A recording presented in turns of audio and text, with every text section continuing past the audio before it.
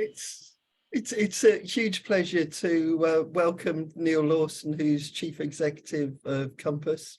Also was advisor to Gordon Brown.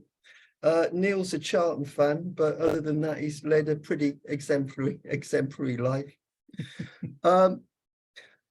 So it's Neal's Bloody Complicated podcast that inspired In Conversation. So a combination of Bloody Complicated and also what the Royal Society of the Arts were doing. So similar idea of podcasts that were a lifesaver for me during those kind of hard COVID months, and also connected me to the outside world. So I'm going to be eternally grateful to Neal. Okay, so all of us in the Labour housing group are desperate to get housing further up the agenda, and very disappointed that tackling the housing crisis didn't become Labour's sixth mission. So we're doing everything we can do to kind of create a big vision for housing, and we're really grateful for Neal to agreeing to speak tonight and help us achieve that. So thanks, Neal, and over to you. Thanks, Andy, and thanks for setting this up tonight. It's a real honour to be here, and thanks to the group for all the work you're doing. I know it's hard, often thankless, but it's vital in terms of developing policy, developing pressure, keeping going. Samuel Johnson said, "Great deeds are done not by brute strength but by perseverance," and I agree with that. So please keep persevering, because I think, as we'll come to, I think housing, is a linchpin issue in our political economy, our social life, and our politics. And getting it right is really difficult, but really important. And I just wanted to tease some of that out. As you're going to find out, I'm in no way a housing expert. So please forgive me, but I've got some thoughts around the politics, framing, and positioning of housing issues. Just if you don't know, I'm actually only the director of Compass, Andy. We wouldn't even be as preposterous to think that we would have such a title as a chief executive. Compass celebrates 20 years of existence this year, going back to the kind of perseverance thing. We're probably stronger than we've ever been in terms of membership, staffing, etc. And we did start within the Labour Party, and then made a decision in 2011 to move out of just being in the Labour Party and welcome people from other progressive parties and none. I think that's a great strength for us. We're still predominantly kind of Labour orientated, but we benefit from working with Social Liberals, Greens, and people from no party. And our broad view is that in a perma-crisis world, of all these things coming at us, from climate to geopolitics to inequality to the threat of the authoritarian right, etc., we just don't believe that the answers to that are going to come from any one place. But this isn't the time for that conversation. As I say, we're a membership organisation. We've got about 40 or 50 local groups around the country. Maybe we'll say a bit at the end about kind of some of the things we're focusing on and how they can relate to housing. So the idea behind Compass has always been the dream of a good society. We're not just an organisation that wants kind of small ameliorative reforms, although that's a good thing, and that they can be building blocks. But it's always been the vision and the desire for a much better society. And our good society is one which is much more equal, much more democratic, and much more sustainable.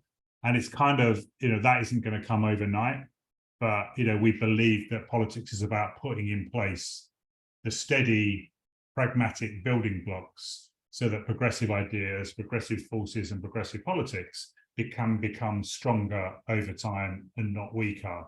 And that's what we look to do, to build the foundations, the cultural, intellectual, and organisational foundations, so that over time you move towards a good society. Zygmunt Bauman, my intellectual hero, said that the good society is always one that knows it's not good enough, and I think that's broadly right. And our society clearly isn't good enough after 13 years of Tory rule. And then, what is the Labour Party going to do? Not just to get in and hopefully win, but to put in place those intellectual, cultural, and organisational building blocks, so over time we get stronger and stronger. And I think housing, could be, should be, and must be kind of central to that good society vision. And if you think about the kind of fundamentals of, what everyone wants, from a home, they want kind of warmth, they want security, and they also want it to be fashioned in a way that reflects in some way, their identity.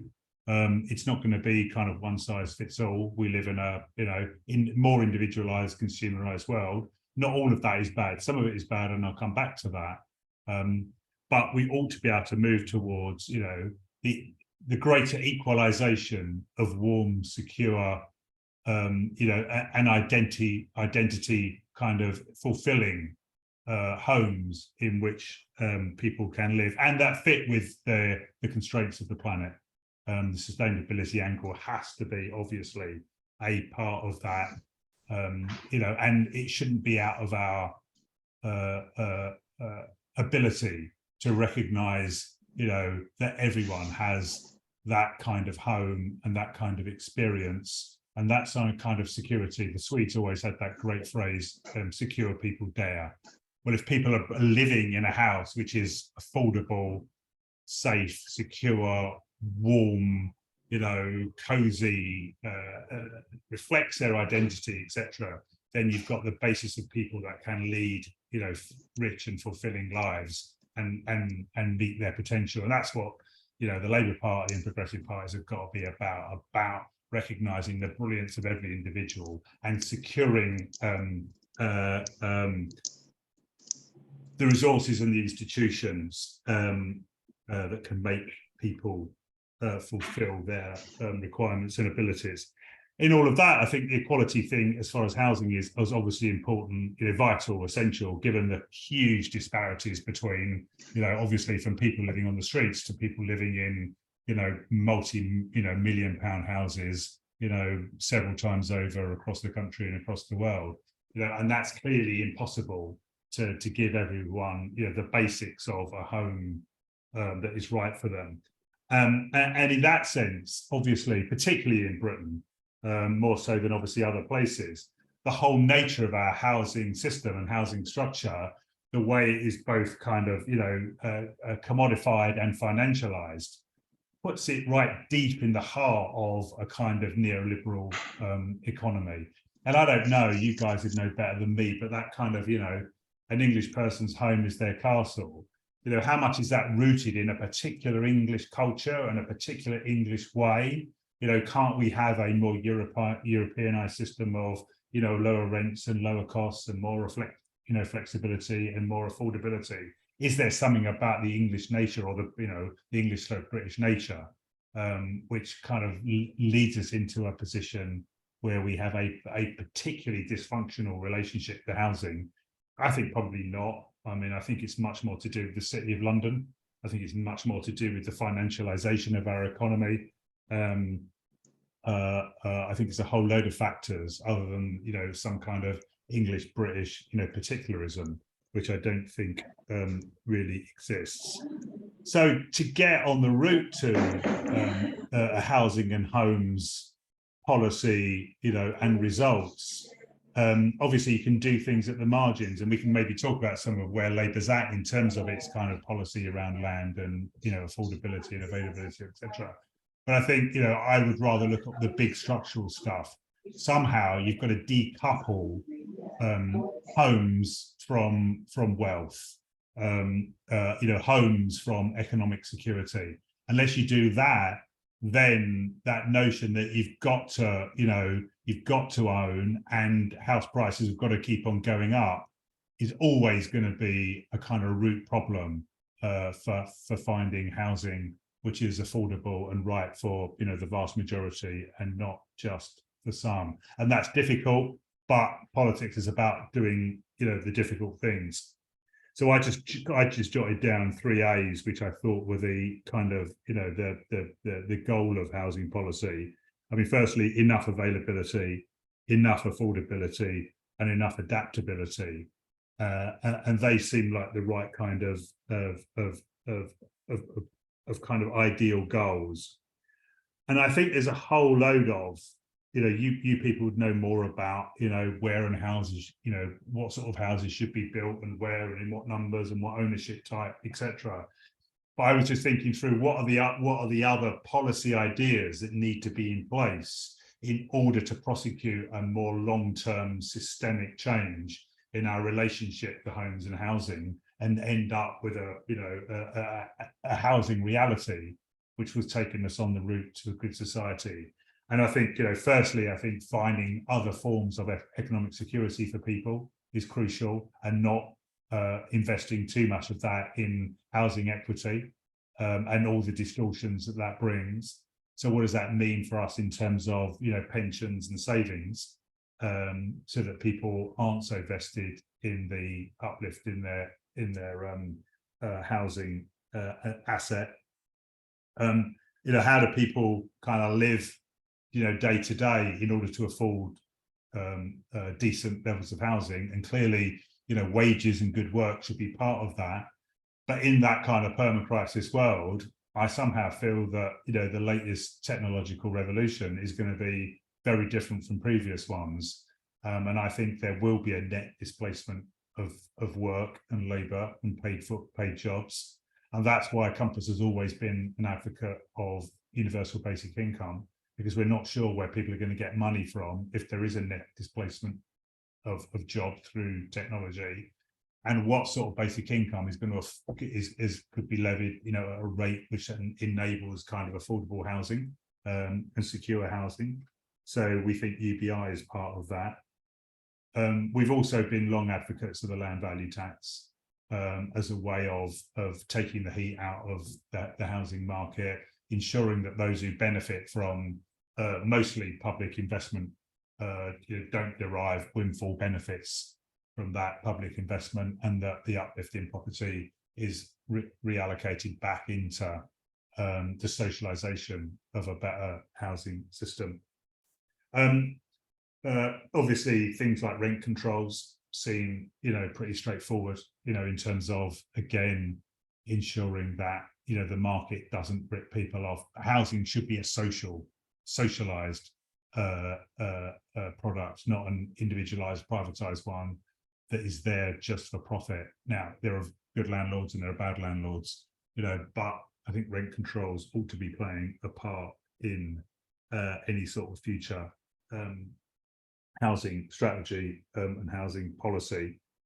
And also kind of devolution, that there isn't going to be a one size fits all. This isn't going to be driven from some centralised Whitehall department telling people what houses where, what shape, etc., etc.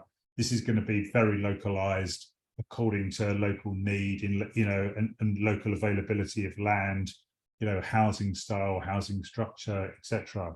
So I think, devolution is going to have to be a big part of that. And that isn't just devolution in terms of decision making, it's got to be fiscal devolution as well. And that's something that I think is going to hit up hard against the current orthodoxies of the party and their views about the Treasury. But if we want to build houses, then, I think it should be, new forms of regional and local government that are driving that, but with the resources and the money to invest effectively. And then alongside a whole range of other investment forces, which can be, new regional banks, etc., to come up with the kind of, the funding, and particularly the localized funding for housing. So I guess to me, that's why it's such an interesting area, because to kind of catalyze it and get it, into gear, it needs a whole range of other policy ideas to be in place, as opposed to just a straight, housing policy, which makes it really interesting and makes it part of, I can't detect yet a kind of spine, an intellectual, philosophical spine to what Labour's saying. What's the thing that runs through everything they say and everything they do? Now, I'm not sure what that should be. Maybe it is, a kind of security argument, and if it is, then I think housing ought to be a big part of that, because it is so obviously so universal. Unlike so many other things around education, I think care is another big area. that we could use as an intellectual organisational spine for what Labour says. But housing ought to be and could be up there.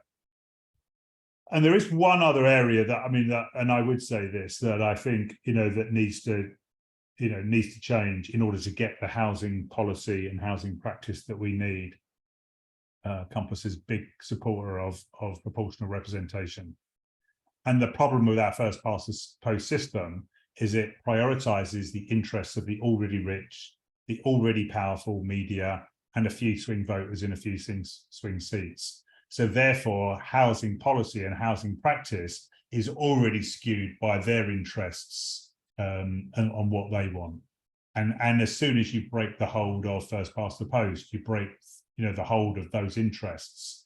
And if everyone's got a vote, then everyone's views on housing are reflected and become much more powerful.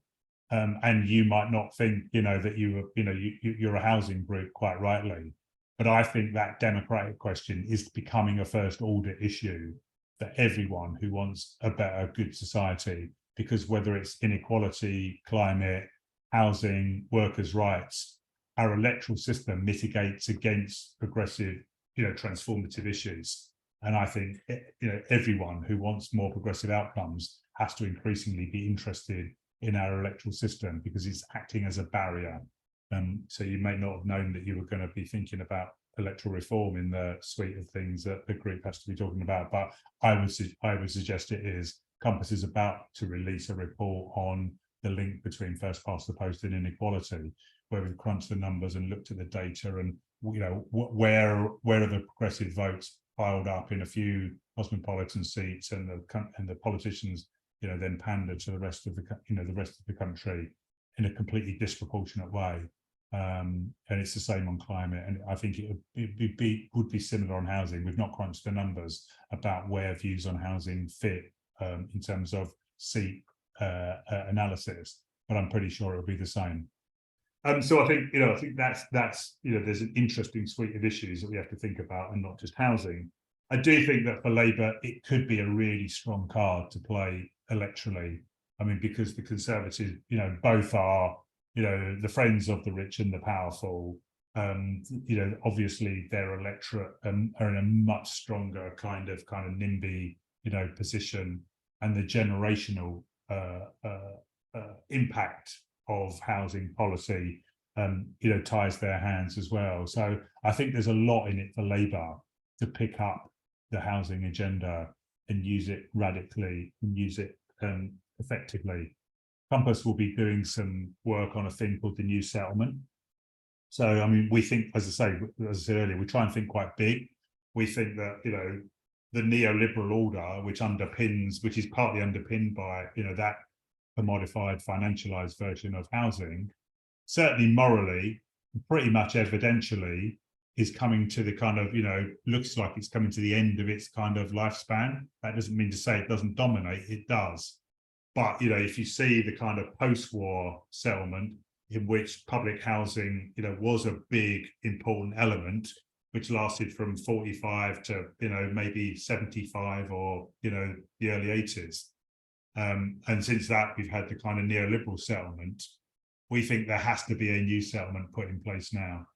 And, that new settlement should meet those criteria of a more equal, more democratic, more sustainable world. And Compass would be interested in knowing what your thoughts are on where does housing fit with that, what sort of political economy, how can it be kind of democratic housing, how can it be sustainable housing, and in the absence of, I think, Labour having a big vision of where things are going, we're quite keen to help put that in place and think about that. So we'll be actively doing that work. Just a final thought, Andy, in terms of the importance of housing and the importance of institution building. I've always been struck by the fact that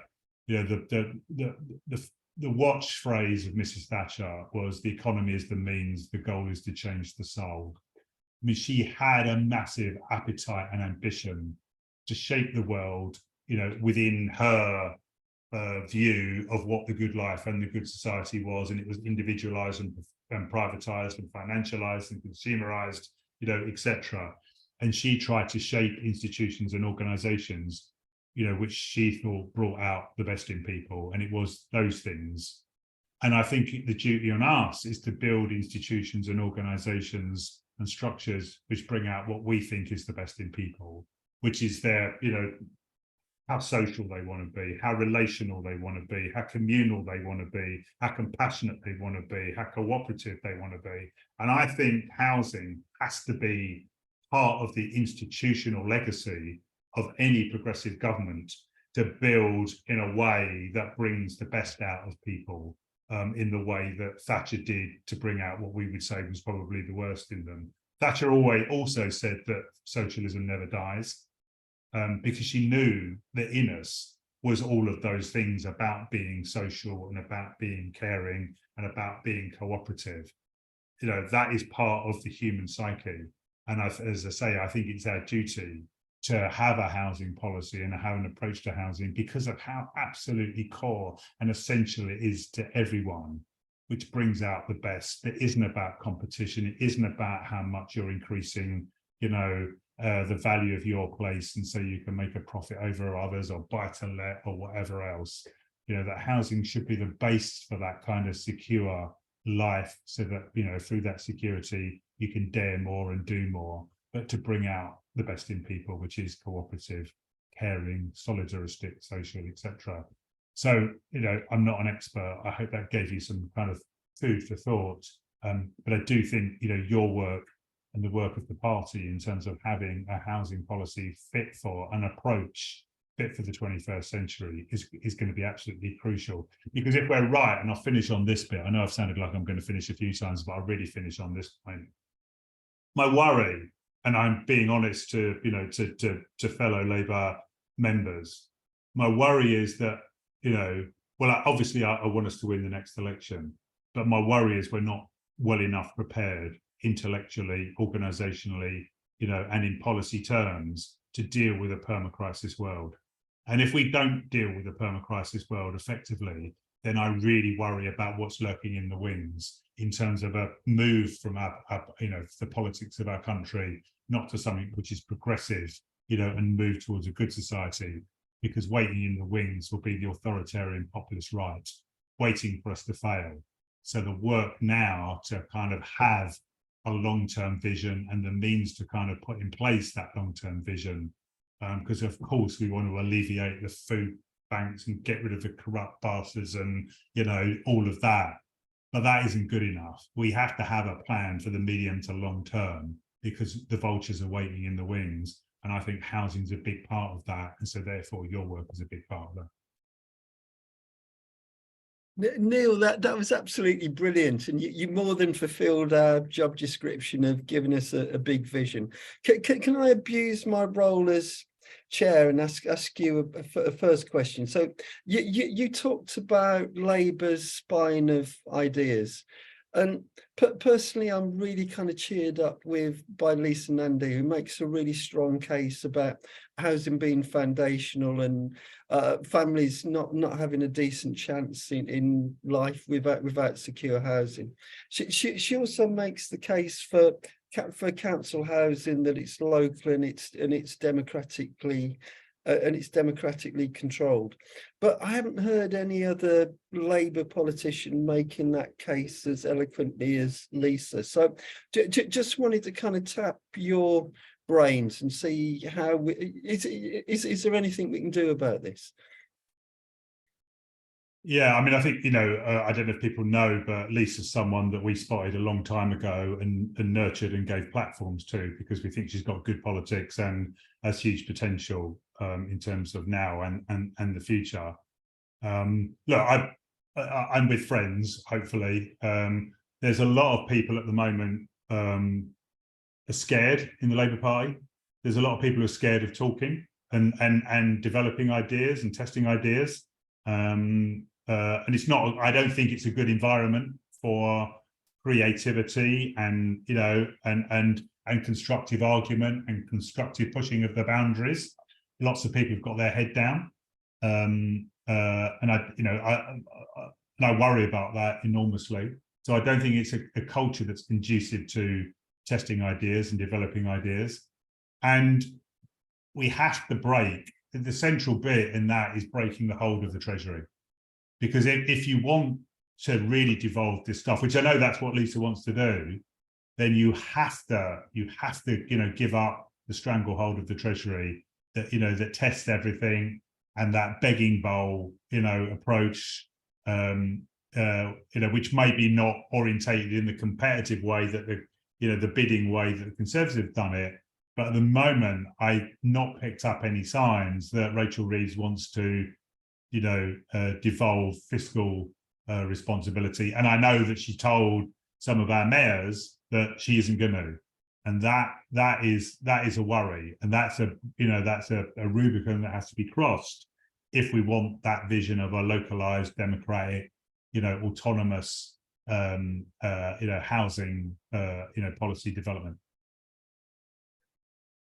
Thanks, Neil. So there's a comment from John Lynch in the chat saying, thanks for being so honest, Neil. Okay, do people just want to show either virtually or just by kind of shooting in with their questions at this point? Andy, can I just say that was meant for Neil, what he just said about the Labour Party at present? Yep. That's what it's directed to. Thank you. So Gillian, do you want to jump in? Oh, hiya. Sorry, I don't have the hand thing on this one. It's on an iPad. So I'm actually a Labour councillor in Brighton and Hove. I've been for the last 4 years, where we weren't in power, but now we are with a huge majority. And I'm chair of housing, because my goal is to provide more and better housing. That's all I want to do in life.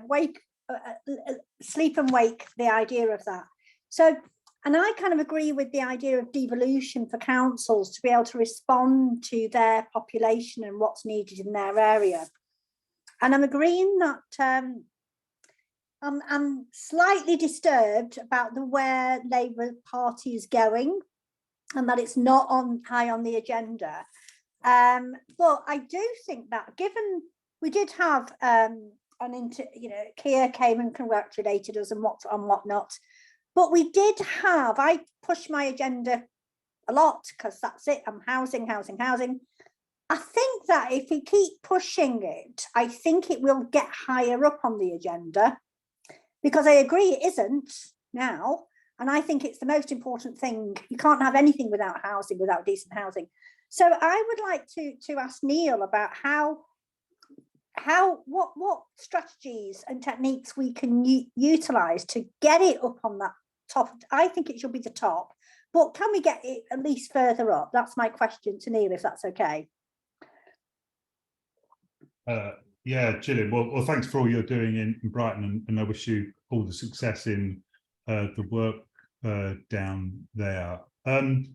So I think it's a combination of things. I think, work within the party, within its formal structures, obviously its conference, the National Policy Forum, lobbying, the minister, getting to meet Lisa and Andy, going to speak to her, speak to whoever within her team. I don't know who it is who has, direct responsibility just, for housing. I don't know whether you get and how you get audiences with members of the Treasury team, but doing all of that stuff. I mean, you have to remember that, they're incredibly busy and incredibly short-staffed and incredibly flying by the seat of their pants. That often it's, it's not conspiracy, it's cock-up that means they don't get, to do stuff. So I always have some sympathy, having worked inside the system, to know, it's very much Wizard of Ozzy, Rachel Reeves has 4 members of staff, she's trying to construct a whole economic. No, I'm not saying that's an excuse. I'm just saying you have to kind of understand where they're coming from. But then I do think that, obviously, the media matter enormously. I mean, and who writes about housing on a regular basis out of the kind of leading commentators? I mean, do you as a group ever, get, Polly Toynbee or Raf Bear or, Jonathan Freeman? I've had some notoriety. I was in the Telegraph, and I've been interviewed by various people because I wanted to, and I am going to implement a second home ban on new developments. I am determined.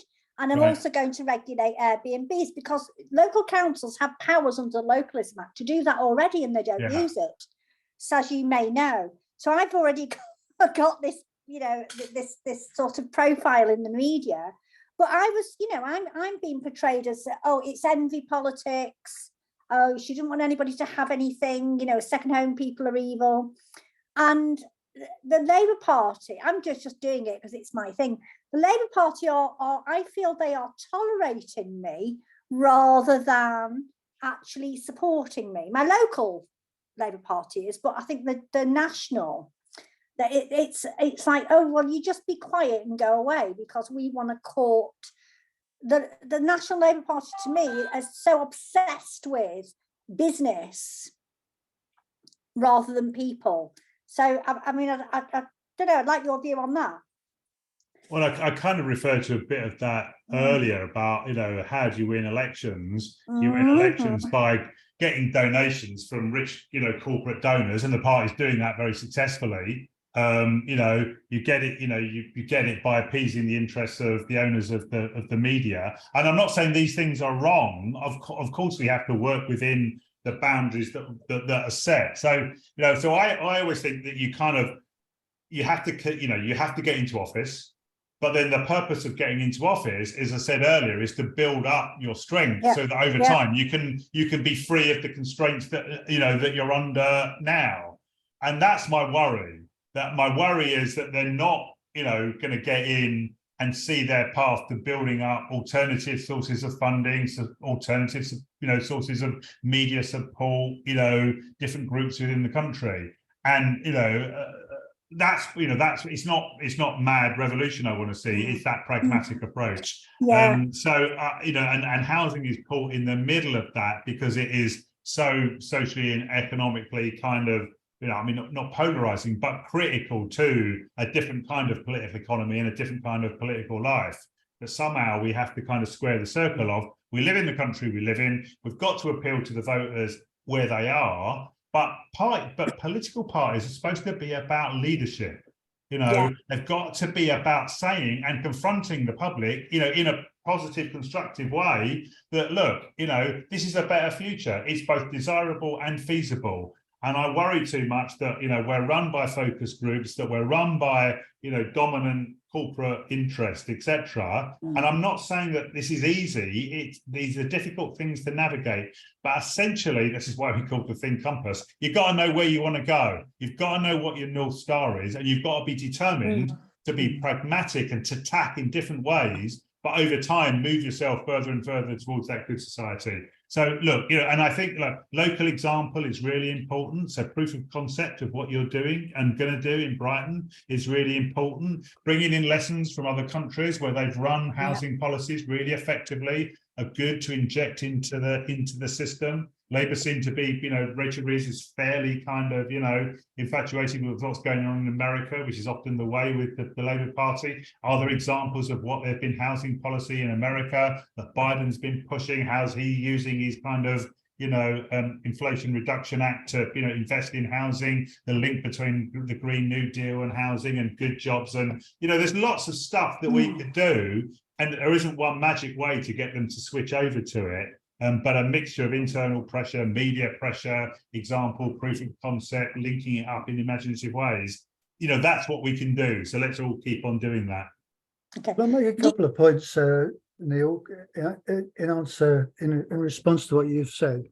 I do, I do resonate with a number of the things that you've said. There's two things that I seem to keep focusing on. One is the shifting of the debate to there's not enough houses, we need to build more.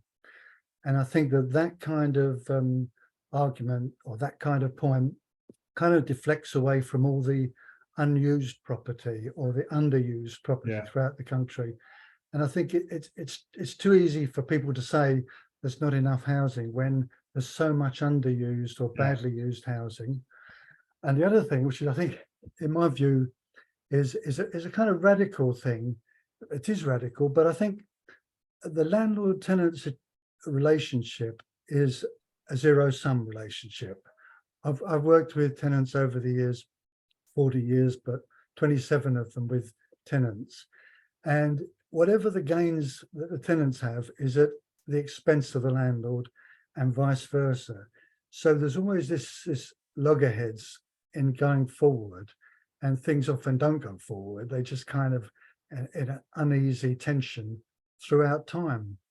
And I just wonder if it's possible for us, as a society or as an action group or a pressure group, to develop some better way of arranging housing, so that we haven't just got owner occupation, I do what the hell I like, I'm in my castle, or you're in this terrible sort of sumo wrestling with someone who owns your home. Neil, just before you answer that, can I just acknowledge that David, Kate, Rebecca, Don put something interesting in the chat, and Joe have all indicated they want to speak. So if we can work through in that order. So yeah, if you want to pick up Peter's question first of all. And I don't really want to. I'm not sitting here, answering people's questions like I know the answer to stuff. I'm just kind of offering some observations and thoughts and reactions. I'd rather think of this as a conversation rather than, because I'm not, as I've said, not a housing expert. Look, I think there's lots of radical things that could be done. I agree. A kind of you want a pluralism, a diversity of supply, ownership, and therefore all the adaptability and flexibility, and not having any kind of dominant way is always better. I'm quite slightly intrigued by the sort of tiny house movement, that kind of thing where building very small scale. What do people want? My wife and I sit in our house, and our kids have left, and we occupy the kitchen and one corner of a bloody living room, and we're going, the whole rest of the thing is not being used. It's completely inefficient. So that if it was easier to move around and to shift, that would be obviously better for everyone because of generational shifts or job and geographical movements or whatever. Obviously all of that stuff needs to be looked at. And I think a kind of in that a new relationship between landlords who aren't all bad, some of them are, but I know a lot of landlords that aren't awful and treat their tenants very well. But is there a kind of a way of negotiating that, moving it away from zero sum to to a win-win? I don't know, but I think that's an area that could be looked at. And I'm interested in kind of new forces which are emerging around housing and housing rights. The Acorn campaign looks very interesting, to me, in terms of quite a vibrant, more youthful kind of approach to, housing availability and housing rights, etc. So I think there's some interesting things, around which might come up with, different solutions and different pressure points. Okay, David. Thank you. Mute yourself, David. Made us. Yeah, sorry. The old mistake. I'm sorry. We never learn, do we? We all do it. Yeah. I've just got a sort of a rag bag of different pointry. I think the first thing is that we do have to have this vision, or what I would sort of say is we need to paint a picture of where we want to get to with housing. And that could be just illustrating it through a family.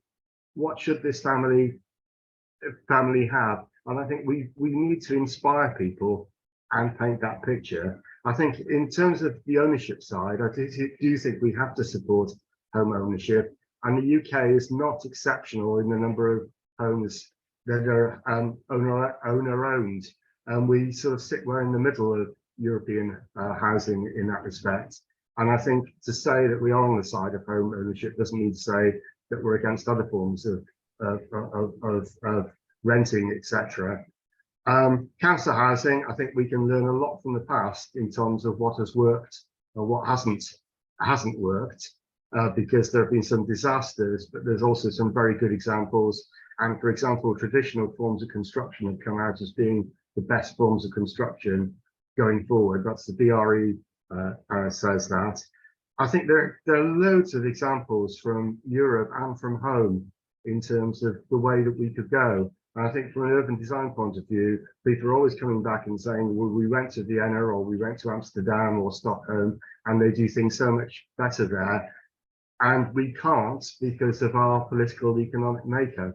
And I think we have to address those things straight on. We do now have some very good examples of council housing being produced, for example, in Norwich, which won top architecture award, but some great stuff.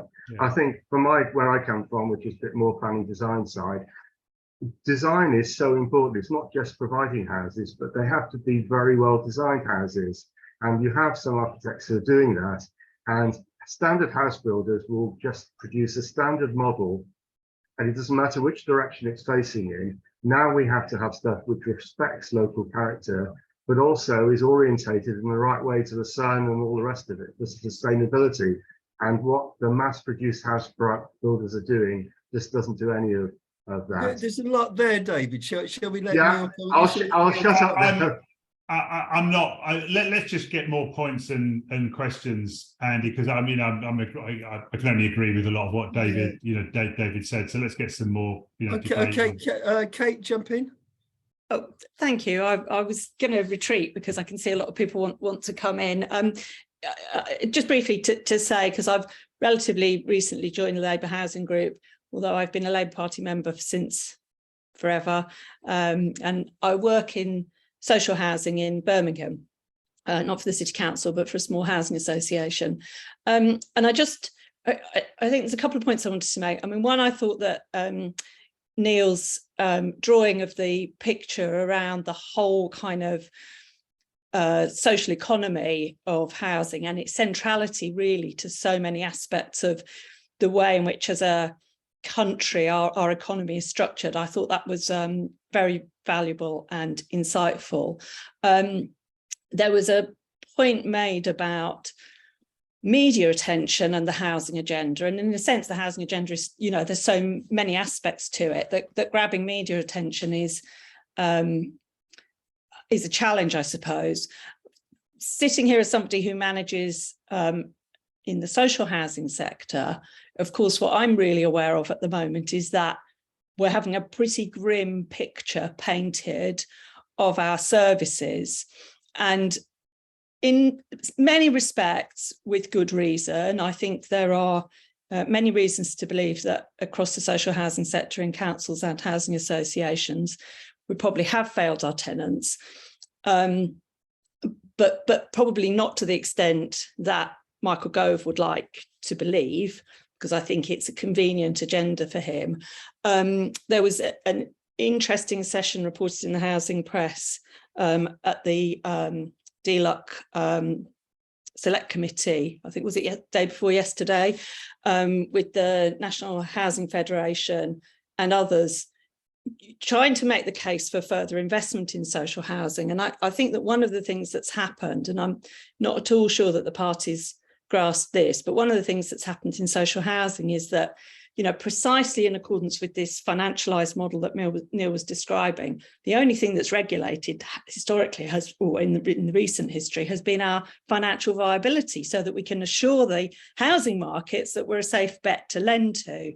Now, obviously that's changing, but what's not changing, the regulatory framework is changing, but what's not changing is the financial model. And I suppose I just wanted to make that point. I'm not necessarily asking for a response, but I just wanted to pitch it into the conversation, which has been really wide-ranging and interesting. Thanks, Kate. And Rebecca? I work in homelessness in Leicester, and I just wanted to comment really. I'm just thinking out loud about one of the biggest. We did some research just this month, and it showed that only between 0 and 7% of the private rentals in the city are affordable under the local housing, under the rates, the local housing benefit rate. So I was thinking about, you need that cross government approach. I suppose when you're in homelessness, it's clear that it's not just about housing, it's also health, it's benefits, so I'm thinking about, you do need to have that cross departmental approach. And just wondering, I was at conference last year, but I haven't seen any thing about whether there's any plan to uplift the local housing rates or benefits, or where that might go. So that's sort of what I was thinking, and just wanted to put that out there. Neal, should we take a pause and you can reflect? Yeah, no, Yeah, just reflecting on what Rebecca said, Yes, that, you know, that, you know, our whole Whitehall, Westminster way of governing, deciding stuff and doing stuff is just so Victorian and so out of date. And, you know, that, you know, sort of purpose-driven, you know, politics, having the structures and the culture to say that, you know, housing can't be done separately from a whole load of other things. It's got to be integrated with a whole other aspects of people's life, care, jobs, you know, education, you know, etc., etc. You know, and seeing, you know, not machine models of doing things, but kind of, you know, you know, organic ways of doing things which fit with the complexity and fluidity of people's lives, you know, today. I mean, I think we have to change our whole way in which we do politics in much more adaptable, fluid, dispersed, localized ways, because that's the only way we're going to do them effectively. But we still cling on to this kind of heroic politician, Whitehall centralized model, pulling levers, deciding on the investment, you know, and hoping that, you know, that this time it will be different. And that's why I worry about people's disenchantment with politics, because, you know, if it isn't you know, delivering, you know, safe, secure, affordable housing, if it isn't stopping the planet burning, if it isn't, you know, ensuring that more and more people don't fall into poverty, then people are going to give up on it. And it's got to be renewed in so many ways, fundamental ways, for it to be appropriate for the 21st century. And that's kind of what you made me think about, Rebecca, you know, through the lens of housing and the need for complex, localized, you know, adaptable solutions. Our political system is, you know, so far away from that, and it's a problem. It's a real problem. Sorry, let's get more people, Andy, and I'll just, you know, jump in if I've got anything to say. Joe and then Peter. Thank you. Right, I've got three things, and they're sort of questions and they're sort of comments, so forgive me. The first is I was really interested in really what is this a central premise, I think, of what you're saying is about housing being central to the achievement of other objectives, and I'm not sure how much we make that case and how well or otherwise that would be received, but is that sort of part of the pitch? But I think the other is whether linking it with some of the more, I can't say this word, systemic change, which Neil, you highlighted. So just as an example, you were talking about devolution of fiscal matters, and there's a really good example, of course, in the US, where fiscal freedoms have supported community land trusts develop. And so there's an example of where actually that big idea has a benefit in terms of housing, and then we sort of flow from that into, and if you provide good housing, then these are the things which follow. So that's sort of the pitch and a bit of the evidence.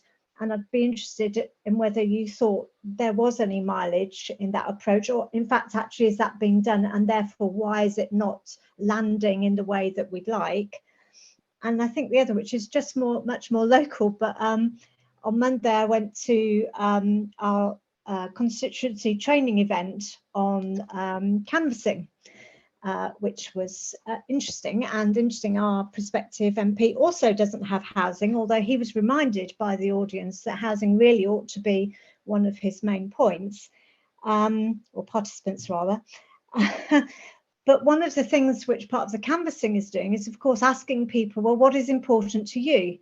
And we're collecting that at a constituency level. And I didn't know if that was something which could be shared. So therefore, if housing is coming up as an issue on the doorstep, are we capturing that and using it? And again, is that possible? And is it worth doing? Thank you. And Peter?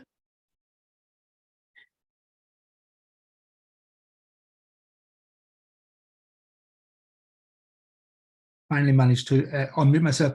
Right. Thanks a lot, Neil, for an interesting presentation, which I agreed with most of it. I would throw in just one thing. More than 50% of bank lending goes on own occupation, and that is an outrageous figure. Sorry, I better kill that. I don't know what that was. So always happens when I go on. I was sort of, I wanted to just sort of try and explore why housing is not getting much significance in its sorry.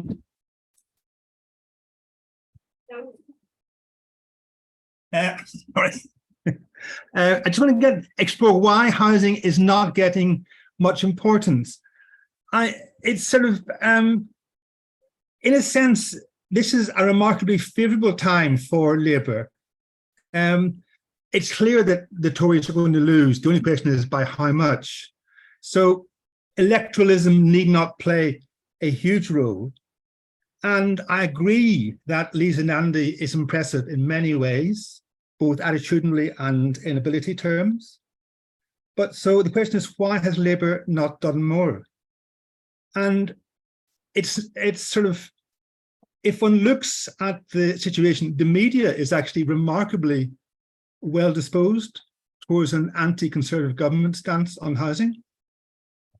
And but you also find that Labour is much less radical than, say, Gove. When Gove was reappointed as Secretary of State, the shares of building firms fell. That has never happened previously with other Secretaries of State. So there's a question as to why the relatively high salience, it's 5 or 6 in the tracking polls, which is quite high, is not reflected in either the selection of the priorities, not one of the top 5, or the radicalism of the proposals. And I'd like to get your take, Neil, as to why that is the case. What do you want to do, Andy? Do you want to take any more? What time? Just let me know what time we're finishing. Okay. I mean, Peter, it's your shout. So I'm happy to go on as long as the questions keep coming. But Sheila's going to tell me I need to constrain the time. So jump in, Sheila. I am actually, but I think we've got time for another few minutes. And I'd just like to say that I think that what the Labour Party centrally says, and we've heard this from quite a few shadow ministers over the last couple of years, is that when they do polling, housing doesn't come up as a great big key issue. And I simply don't understand that. Our everything that we're gearing up for in terms of conference this year and working towards next year to a general election is all done because we know what a big issue it is. We know that we need to give people hope, particularly young people. But it's not just young people. There's so many older people, families now living in appalling private rented sector stock, and a huge increase in homelessness. So there's a lot of people who are relying on us to make a difference for their housing, and that's what we really have to do. So we're really busting a gut to try and make sure the Labour Party does take that on board. And you've made some great points, Neil, about how to do that, which I think we need to take back to the executive. But I think we need a real groundswell of opinion. I think the other thing I wanted to say is that it really does get into everything. And a friend of mine who's going to be speaking at a later in conversation with event makes the point that it is well known in the health sector problems in the NHS cannot be solved unless housing improves. And that applies to so many other fields like criminal justice. We have so many people going back to prison because they haven't got anywhere to live, for example. So it's enmeshed in everything that we should be doing.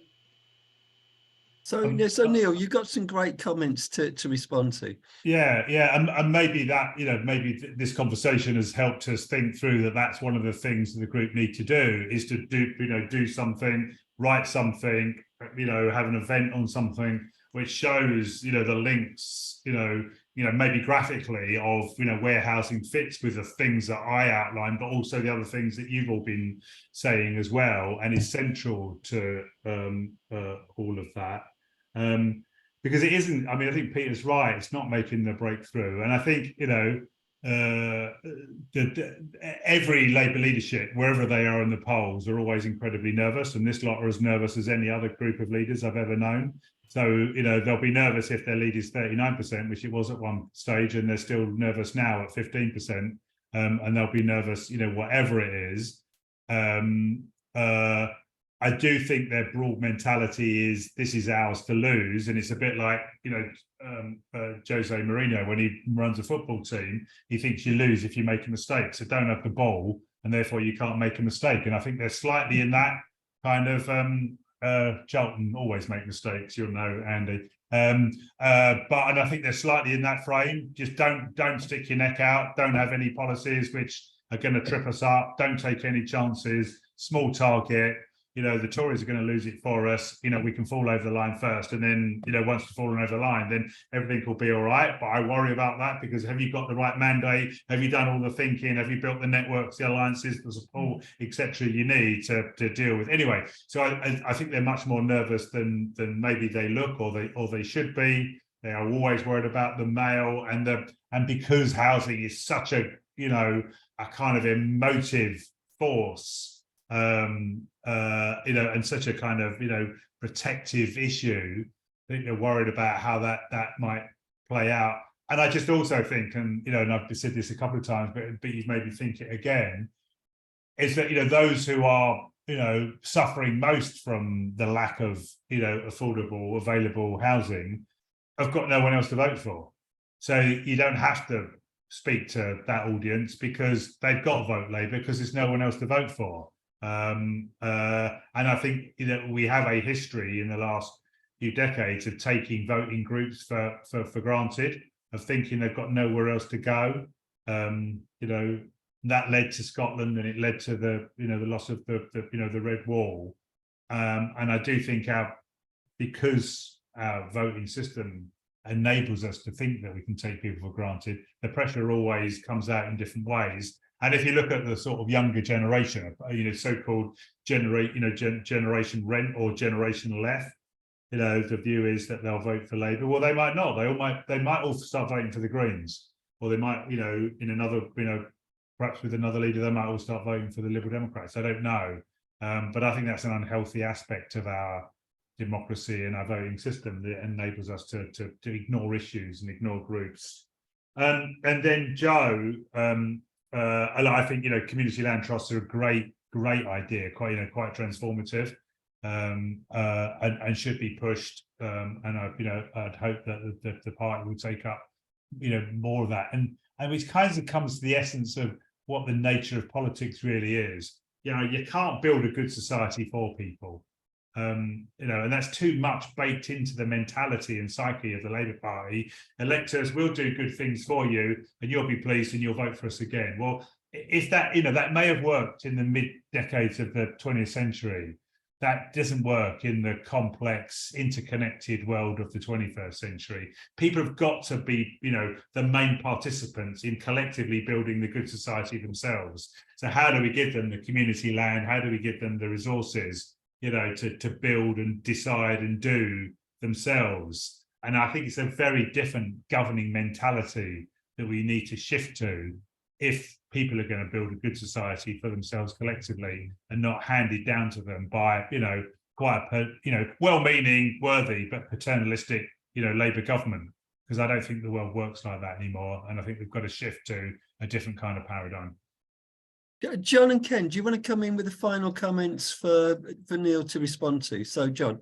Can I just briefly say, Neil, you mentioned Acorn earlier. Now, they appear to be a grand movement and a force for good. I mean, our local MP refused to meet them. Then they've came to him, all right, you won't come to us, we'll go to you. Then he's gone to the local newspaper, called them stupid 4 or 5 times. And then, you know, what we got, Andy's getting on for 17,000 households on the waiting list. And he wouldn't even, he just totally dismissed them and wouldn't even engage. And that's what you've got to deal with. Neil Cole, by the way, absolute fool. Yeah. Okay, Ken? Yeah, I mean, just to follow up the point really that Peter made, I think the time is right, actually, to... what strikes me is that there is a general appreciation that the housing market is broken, you know, across the country. You look at the numbers, you look at the fact that, what is it, something like in the low 60% now are owner occupiers, down from something like the mid 70s in you know, 30 odd, 40 odd years ago. So the whole model is broken. And I think we can be actually radical on this and really sort of capture the imagination of people.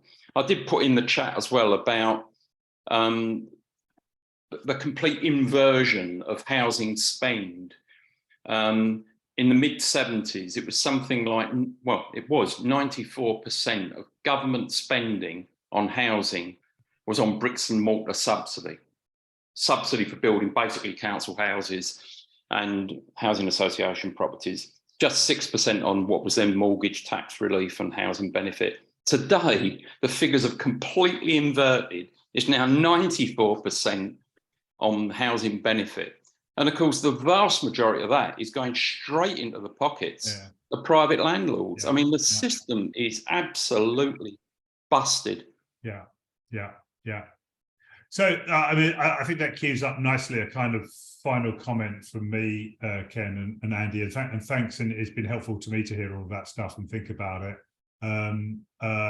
So I think that's right, that the system is broken, as I think neoliberalism is broken, and as I think our political model is struggling in all of that. Milton Friedman, the architect of neoliberalism, said that when the crisis hits, people look for the ideas that are laying around them. And I think the crisis, you know, these crises are going to keep coming, social, economic, environmental, etc. And it is our job to put in place the ideas which are the progressive solutions to the, you know, to the crisis. And look, you know, let's hope that, you know, the Labour leadership are right and that they are going to win. But they're going to win and they're going to face these crises. And when they do, they're going to look for ideas. And it is our job to have the ideas in place, you know, more generally around the economy, but, you know, specifically for you lot around housing. And I think that thought should drive you on to develop your thinking and develop your analysis and set housing within that big, broader, you know, context, that ecosystem of ideas, thoughts, you know, policies and issues, etc.